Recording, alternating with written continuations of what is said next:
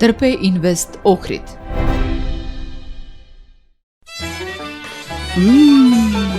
Вкусно!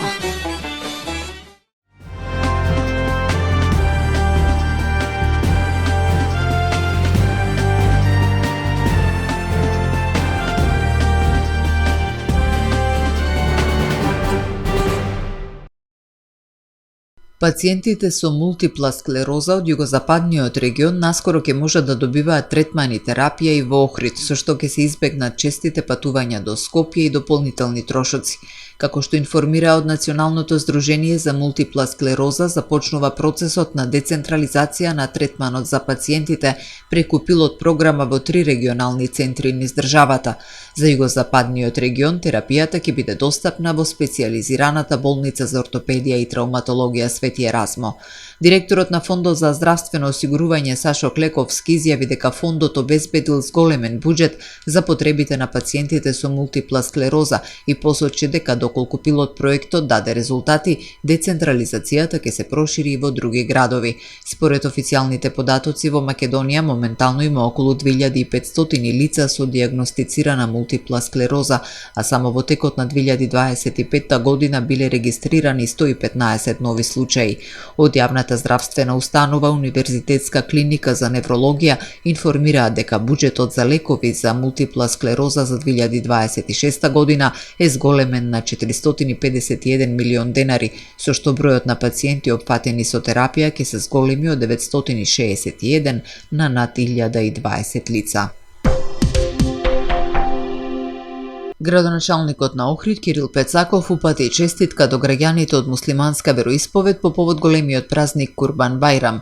Во мое лично име и во име на локалната самоуправа на сите граѓани од муслиманска вероисповед им го честитам Курбан Бајрам со искрени желби за мир, здравје, благосостојба и спокој во секој дом. Курбан Бајрам е празник што ни ги покажува вистинските вредности во животот, а тоа се човеколюбието, хуманоста и меѓусебната почит. Во овие празнични мигови да се потсетиме дека со животот не е само збор, туку секојдневна грижа еден за друг, со разбирање и надеж за подобра иднина се наведува во честитката. Пецаков ја потенцира важноста од зачувување на духот на заедништвото како препознатлив белег на Охрид и државата.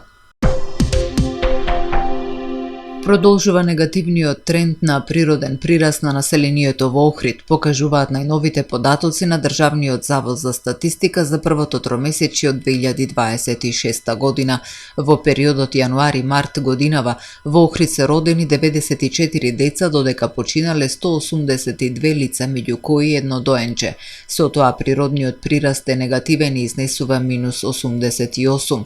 Во истиот период во Охрид се склучени 44 бракови, регистрирани се 20 разводи.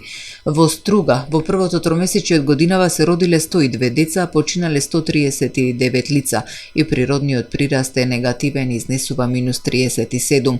Во општина Дебрца има негативен природен прираст минус 7. Во овој период таму се родиле 8 бебиња, а починале 15 лица, покажуваат податоците од државна статистика. Бројот на склучени бракови во Струга е 59, разведени се 13 бракови. Во Дебрца во првото тромесечје од годинава склучени биле 2 брака. Негативниот демографски тренд е присутен на национално ниво. Според податоците од државна статистика, во првото тромесечје од 2026 во државата се родени 3380 деца, што е намалување за 4,1% во споредба со истиот период лани. На ниво на државата природниот прираст е негативен и изнесува минус 1962 лица, односно за толку бројот на починати лица е поголем од бројот на живородени деца. Статистиката покажува дека негативен природен прираст е регистриран во дури 66 општини во државата. Во државата бројот на склучени бракови бележи намалување за 2,7% во споредба со првите 3 месеци од минатата година. Во меѓувреме бројот на разводи бележи пораст од 6,2% повеќе во однос на лани. Изложбата Малесија низ старите фотографии од утре ќе биде отворена во Охрид. Целта е пред јавноста да се представи богатото културно и историско наследство на овој недоволно познат регион. Авторот на изложбата Лјупчо Паунковски преку фотографии и стари повеќе од еден век ќе раскажува приказната за луѓето, печалбарството, традициите и значајните личности од Малесија. Фотографиите се собирани и сообудени преку социјалните мрежи, а многу семејства од малесиските села испратиле ретки фотографии од своите предци. Да речем еден помалу познат регион во Македонија, многу малку луѓе слушнале за неа, а уште помалу имале прилика да ја посетат. И на некој начин сакав со оваа изложба, сепак Малезија е еден богат регион со големо културно богатство, на некој начин да ги запознам не само нашиве граѓани овдека, меѓутоа и тие малку подалеку што се да научат нешто за овој регион и за луѓето, традициите и обичаите од Малезија. Дел од фотографиите сведочат за печалбарскиот живот на луѓето од овој крај кои заминувале на работа во Австрија, Унгарија и Америка. Фотографиите овдека се од прилика негдека да наречам од Илинденското востание па се навака. Значи негдека од тој период од 1903 година, значи ќе најдете фотографии од првите војводи кои го организирале Илинденското востание во Малезија, значи таа е позната по илинденците. Има многу луѓе кои учествувале од Малезија во Илинденското востание и кои имаат веќе и споменици, оние значки доделено, така да од тогаш па се негдека 20-тите години, кај што негдека 907, 8, 12 година фатено е печалбарството, значи тој крај е малку посиромашен, луѓето барајќи екзистенција заминуваат на печалба во странство. Некои од селата присојавни избожди обично мигрираат, одат на работа во Австрија и во Унгарија, додека од села Васелци, Бурнец и Ержаново најмногу ги има одат на печалба во Америка. Пауковски вели, секоја фотографија носи своја приказна, а изложбата е обид да се зачува колективната меморија на Малезија и нејзиниот придонес по македонската култура и историја. Само ќе ви кажам неколку примери. Например, писателот Јован Котески потекнува од селото Присовјани. Нашиот уметник Симон Трпчевски, исто така кој направи концерт Македонисимо и првпат неговата изведба се случи во неговото родно село Збажди. Потоа од селото Ржаново Емиле Петковски Мартиновски кој го направи првото кино 24 година во Охрид.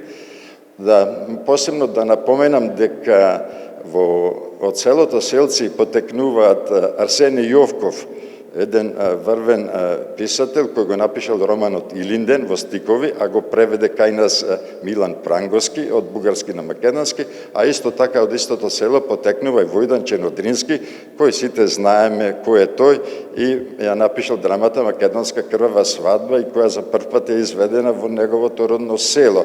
Така да и во селото Локов е формиран маглесискиот одред, Барутовски бил командант на тој, Вело мислечини се викаше Барутовски, меѓутоа таму е формирана и првата македонска ударна бригада. Значи, овој регион е со многу луѓе, многу нешто направил за оваа држава да се афирмират, а многу малку се знаат. Изложбата под покровителство на општина Охрид, фотоклубот Охрид и Завод и музеј ќе биде отворена за посетителите до 3 јуни. А организаторите најавуваат дека поставката ќе биде представена и во други градови низ државата. Од утре 28 мај повторно стапува во сила ограничениот режим за движење на моторни возила во стариот дел на Охрид. Како што информираат од јавното претпријатие Билјанини извори, режимот и начинот на регулирање на сообраќајот се утврдени со правилникот за издавање картички за движење во стариот дел од градот, донесен од управниот одбор на претпријатието на 11 мај 2023.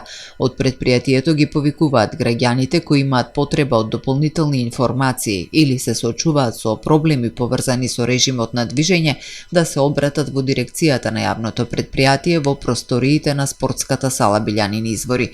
Воедно апелираат до граѓаните да го почитуваат и да се придржуваат кон времениот ограничен режим на движење на моторни возила во стариот дел од градот. Полициски службеници од редовниот состав при секторот за внатрешни работи Охрид утре 28 мај од 8 часот на стрелиштето Бејбунар во Охрид ќе спроведат вежбовно гаѓање со боева муниција. Пред почетокот на вежбовните активности ќе бидат преземени соодветни безбедносни мерки со теренска обиколка и обезбедување на поширокото подрачје на стрелиштето со цел оневозможување на влез на граѓани во безбедносните зони.